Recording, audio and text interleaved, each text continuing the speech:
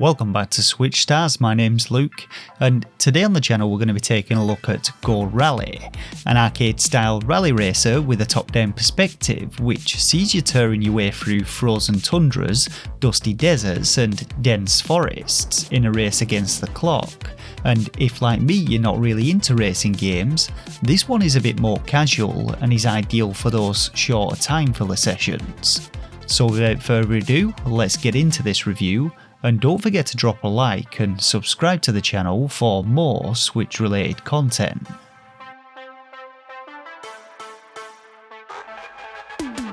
So if you've ever played Art of Rally, that stylised rally racer from Fun Selector Labs, then Go Rally shares a lot of similarities with it. Most noticeably its top-down perspective and arcade-style control scheme, which ditches a bit of the realism and allows you to get to grips with things right from the first race.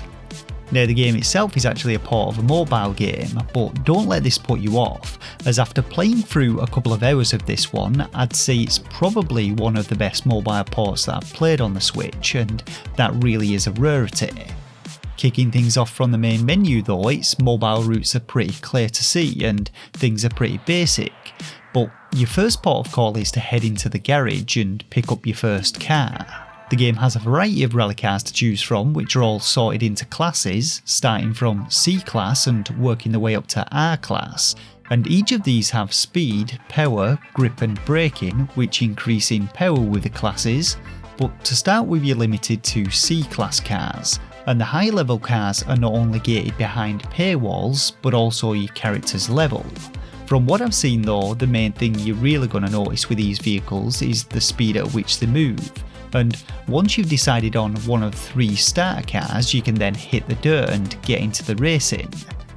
Now you're able to race on any of the game's tracks individually, and the game boasts a huge selection of over 100 different tracks, but once again these are locked behind a couple of restrictions. Firstly, you must have raced through them in career mode, which we'll get onto in a moment, and secondly each track caters for a specific class of vehicle, so you can't just race on an R class track using a C class car.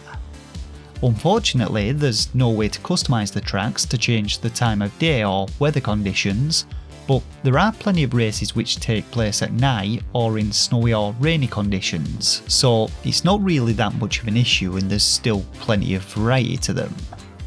Getting into the career mode though, this is broken down into 4 different seasons, each of which contains 6 or 8 rallies comprised of 3 to 4 individual races, and the rookie season starts off pretty tame, giving you some relatively simple tracks to race on with very few obstructions and some favourable road surfaces. But as you work your way through them, the challenge steadily ramps up as tracks get longer, turns get tighter, and by the end of it you'll likely find your rally skills will have become significantly sharper, and you'll be ready to take on the more complex tracks in the harder seasons. Now as you'd expect, the races themselves are essentially time trials, having you race from A to B in as fast a time as possible,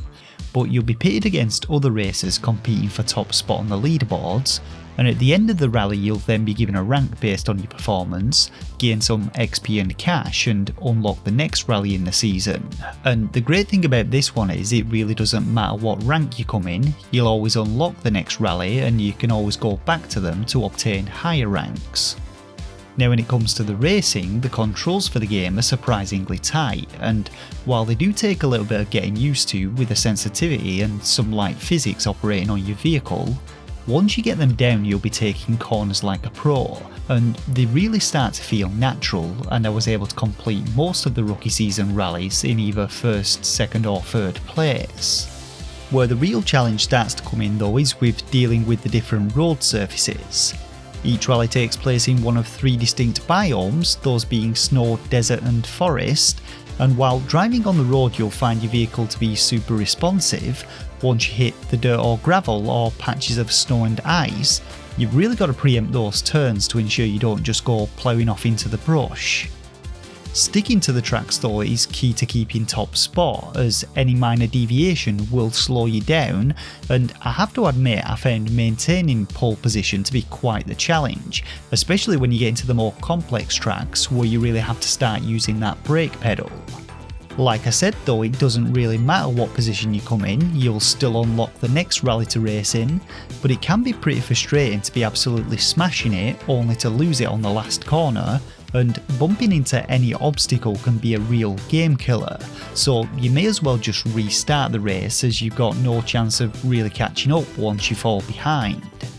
Overall though, there's some really great variety to the courses. You've got a great mixture of faster tracks with long straights to hammer it on, technically demanding windy tracks with plenty of hairpin turns, and the environmental features such as weather, time of day, jumps and road surfaces really help to keep things interesting, and in my 2 hours worth of playtime there felt like there was very little repetition. One minor gripe I have is the lack of definition with the routes in some of the tracks, and I found myself relying more heavily on the minimap in those ones, but in general this wasn't a major issue and I actually had a really great time playing this one. Progression is decent, there are plenty of cars and upgrades to unlock, including paint jobs which increase your XP gain, and all in all it's a really good racing game for those looking for something a bit more casual. Now when it comes to the visuals, unlike Art of Rally's stylised approach, this one leans more towards the realism angle, though it does still have a bit of cartooniness to it. But rather surprisingly it actually performs better than Art of Rally, with a lot less popping, more detailed environments and no real frame rate issues to speak of.